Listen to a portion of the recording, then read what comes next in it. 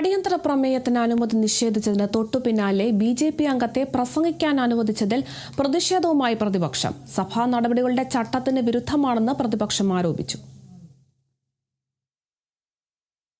CPM, CPI അംഗങ്ങൾ നിയമസഭ ബഹിഷ്കരിച്ചതിന് പിന്നാലെ ബി.ജെ.പി. നിയമസഭാ കക്ഷി നേതാവ് ബി ഗോപകുമാർ പ്രസംഗിക്കാൻ എഴുന്നേറ്റത് സ്പീക്കർ തിരുവഞ്ചൂർ രാധാകൃഷ്ണൻ ആദ്യം തന്നെ വിലക്കിയെങ്കിലും കന്നിപ്രസംഗം എന്ന നിലയ്ക്ക് അവസരം നൽകുകയായിരുന്നു.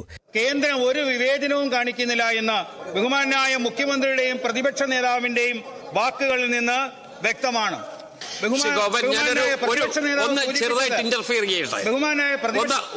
മിനിറ്റ് ഞാൻ ഇന്റർഫിയർ ചെയ്യട്ടെ, ഒറ്റ സെക്കൻഡ്. പുതിയ മെമ്പറാണ് അദ്ദേഹം. ഇതൊക്കെ പരിചയപ്പെട്ടു വരുന്നതേ ഉള്ളൂ.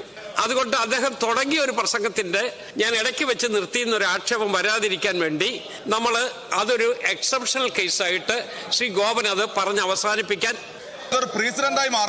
ഇല്ലില്ല, പ്രസിഡന്റ് അല്ല എന്നുള്ളത് കൊണ്ടാണ് ഞാൻ ഈ വിശദീകരണം കൂടി പറഞ്ഞത്. അടിയന്തര പ്രമേയത്തിൽ ഒപ്പിടാത്ത സാഹചര്യത്തിൽ ബി.ജെ.പി. അംഗങ്ങൾക്ക് സംസാരിക്കാൻ അനുമതിയില്ല എന്ന് തിരുവഞ്ചൂർ രാധാകൃഷ്ണൻ വിശദമാക്കി. വിലക്കയറ്റത്തിലും പെട്രോൾ വില വർധനയിലും കേന്ദ്ര സർക്കാരിനെ പഴിക്കുന്നതിനെതിരെ ബി ഗോപകുമാർ ആരോപണം ഉന്നയിച്ചു.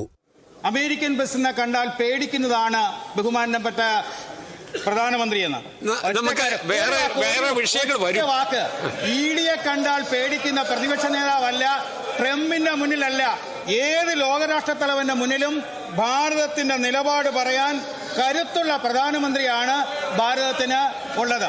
ഗോവൻ, നമുക്കത് വേഗം തീർക്കാം. അതിനിടയിൽ ഗോപകുമാർ അന്വേഷണ ഏജൻസിയായ ഇഡിയുടെ പേര് പരാമർശിച്ചതോടെ സഭ വിട്ട് പുറത്തുപോയ പ്രതിപക്ഷ അംഗങ്ങൾ മടങ്ങിയെത്തി ബഹളം തുടങ്ങി.